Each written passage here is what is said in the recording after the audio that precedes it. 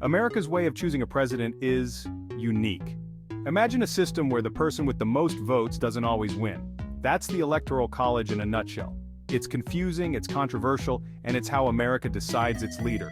In this guide, we'll unpack this complicated process from the early primaries to the final inauguration. Buckle up, it's going to be a wild ride. Elections 101. Let's start with the basics. Elections are the cornerstone of any democracy. They are the process through which citizens choose their leaders and voice their opinions on how they want their country to be run.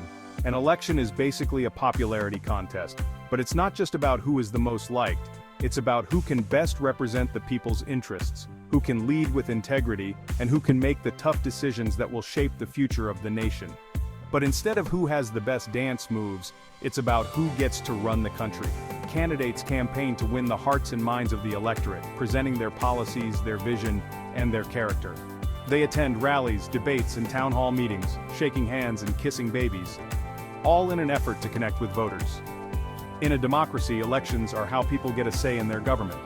It's a fundamental right and responsibility of every citizen. By voting, people can influence the direction of their country, hold their leaders accountable, and ensure that their voices are heard.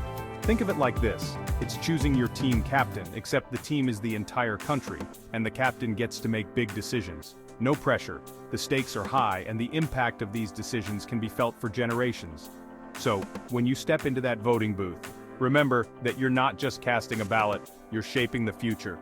It's a powerful act, one that comes with great responsibility.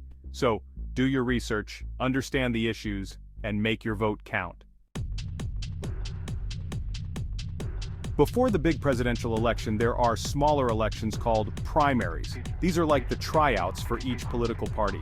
Democrats choose their top Democrat, Republicans choose their top Republican, and so on. They do this through a mix of individual state elections and caucuses, which are like super exclusive strategy meetings. It's a long, messy process, but hey, nobody said becoming the leader of the free world was easy. After the primaries, it's time for the general election. This is the moment when the entire nation comes together to decide who will lead the country for the next term.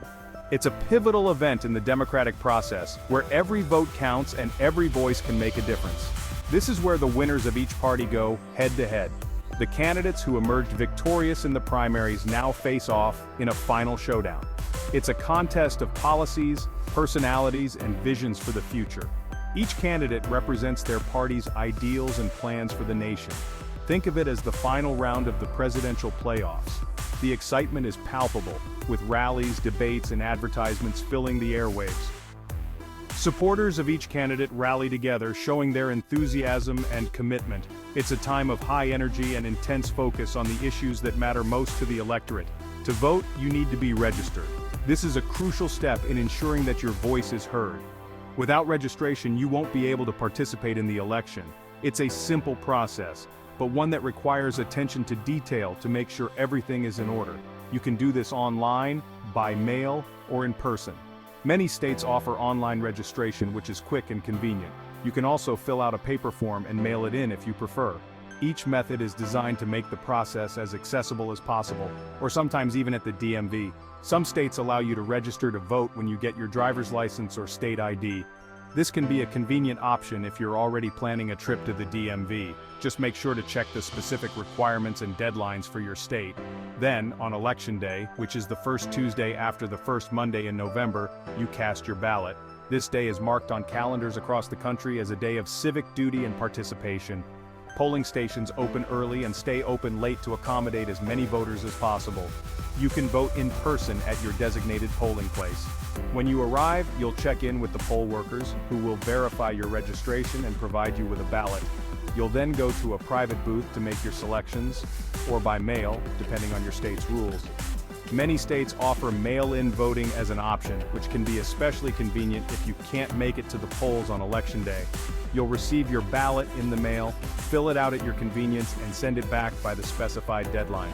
Make sure to follow all instructions carefully to ensure your vote is counted. Section 5, Electoral College, where votes get complicated. The Electoral College is one of the most unique and often misunderstood aspects of the American electoral system. It's a process that can seem quite complex and even counterintuitive at first glance. Here's where things get tricky. When you go to vote in a presidential election, you might think that your vote directly decides who becomes the president. However, that's not exactly how it works in the United States. In the US, the president isn't chosen by who gets the most votes directly from the people. Instead, the outcome is determined by a group of representatives known as the Electoral College. This system was established by the Founding Fathers as a compromise between electing the president by a vote in Congress and electing the president by a popular vote of qualified citizens. Instead, there's this thing called the Electoral College. The Electoral College consists of 538 electors, and a majority of 270 electoral votes is required to elect the president. Each state gets a certain number of electors based on its population, which is equal to the number of its senators and representatives in Congress. Each state gets a certain number of electors based on its population. For example, California, being the most populous state, has 55 electoral votes, while less populous states like Wyoming have just 3. This distribution aims to balance the influence of both large and small states in the election process. When you vote, you're actually voting for which candidate gets your state's electors. This means that the candidate who wins the majority of votes in a state usually takes all of that state's electoral votes, a system known as winner takes all. However, there are exceptions. Maine and Nebraska use a proportional system to allocate their electoral votes. It's like a weird game of winner takes all in each state. This can lead to situations where a candidate wins the national popular vote but loses the Electoral College, and thus the presidency. This has happened in several elections, most recently in 2016. Understanding the Electoral College is crucial for grasping how American presidential elections work and why they sometimes produce unexpected results. Section 6. Swing states, not just a place for playground fun. Because of the Electoral College, some states get a lot more attention during the election than others. These are called swing states, and they're the states where the vote could go either way.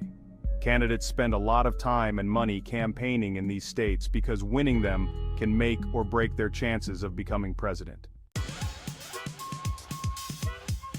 Section 7. Campaigning from rallies to TV ads. Speaking of campaigning, let's talk about how candidates try to win your vote. They hold rallies, give speeches, and run endless TV ads. They talk about their policies, their experience, and why they're the best person for the job. They might even throw in a few personal stories to try and connect with voters on an emotional level. Section 8. Money in politics. Because apparently, running a country is pricey. Campaigns cost a lot of money. Candidates need to pay for staff, travel, advertising, and more. This money comes from individual donors, political parties, and even corporations. The influence of money in politics is a whole other can of worms, but let's just say it's a big deal.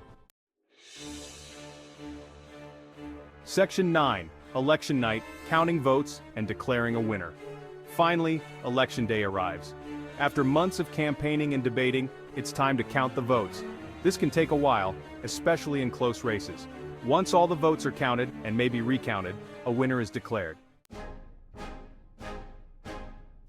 Section 10. Inauguration Day, passing the torch, and the Twitter password. The newly elected president is sworn into office on January 20th. This is called Inauguration Day. There's a big ceremony, a speech, and maybe even a parade. Then, the real work begins. Section 11. Why should you care?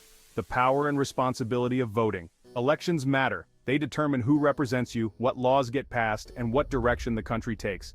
Your vote is your voice. It's a powerful tool for change. So, register to vote, stay informed, and make your voice heard.